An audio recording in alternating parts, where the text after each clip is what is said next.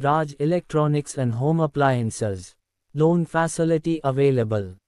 ನಮಸ್ಕಾರ. ಮುಖ್ಯಮಂತ್ರಿ ಸಿದ್ದರಾಮಯ್ಯನವರಿಗೆ ಹಾಗೂ ಉಪಮುಖ್ಯಮಂತ್ರಿಯಾದ ಡಿ.ಕೆ. ಶಿವಕುಮಾರ್ ಅವರಿಗೆ ನಮ್ಮ ಕ್ಷೇತ್ರದ ಕೆಲವು ಬೇಡಿಕೆಗಳನ್ನು ನಾವು ಸಲ್ಲಿಸಿದ್ದೇವೆ. ಆ ಬೇಡಿಕೆಗಳನ್ನು ಈಡೇರಿದ್ದಕ್ಕೆ ನನಗೆ ತುಂಬಾ ಸಂತಸವಾಗುತ್ತಿದೆ. ಕಲ್ಯಾಣ ಕರ್ನಾಟಕದ ಸಂಪೂರ್ಣ ಆರೋಗ್ಯ ಅಭಿವೃದ್ಧಿ ಯೋಜನೆಯಡಿ ಬಸವ ಕಲ್ಯಾಣದ ಆಸ್ಪತ್ರೆಯನ್ನು ಜಿಲ್ಲಾ ಆಸ್ಪತ್ರೆಯನ್ನಾಗಿ ಮೇಲ್ದರ್ಜನೆ ಮಾಡಿದ್ದು ಅಲ್ಲದೆ ಹೋಬಳಿ ಕೆರೆ ತುಂಬಿಸುವ ಘೋಷಣೆ ಮಾಡಲಾಗಿದೆ. ನೂತನ ಹುಲ್ಸೂರು ತಾಲೂಕಿನಲ್ಲಿ ಪ್ರಜಾಸೌಧ ನಿರ್ಮಾಣಕ್ಕಾಗಿ ಅನುಮೋದನೆ ನೀಡಿದ್ದಾರೆ. ಬಸವ ಕಲ್ಯಾಣದಲ್ಲಿ ನೂತನ ಅನುಭವ ಮಂಟಪದ ಕಟ್ಟಡ ಕಾಮಗಾರಿಯನ್ನು ಶೀಘ್ರವಾಗಿ ಪೂರ್ಣಗೊಳಿಸುವ ಭರವಸೆ ನೀಡಿದ್ದಾರೆ. ಬೀದರ್ ಸರ್ಕಾರಿ ಆಸ್ಪತ್ರೆಯಲ್ಲಿ ಹೊಸದಾಗಿ ಕ್ಯಾನ್ಸರ್ ಡಯಾಗ್ನೋಸ್ಟಿಕ್ ಘಟಕ ಮಂಜೂರು ಮಾಡಲಾಗಿದೆ. ಸಿಎಂ ಸಿದ್ದರಾಮಯ್ಯ ಅವರು ಮಂಡಿಸಿರುವ ಬಜೆಟ್ ಸಮಾಜಮುಖಿ ಬಜೆಟ್ ಆಗಿದೆ. ಎಲ್ಲಾ ವರ್ಗಗಳ ಸಮುದಾಯಗಳಿಗೂ ಅನುದಾನ ಹಂಚಿಕೆ ಮಾಡಿದ್ದಾರೆ.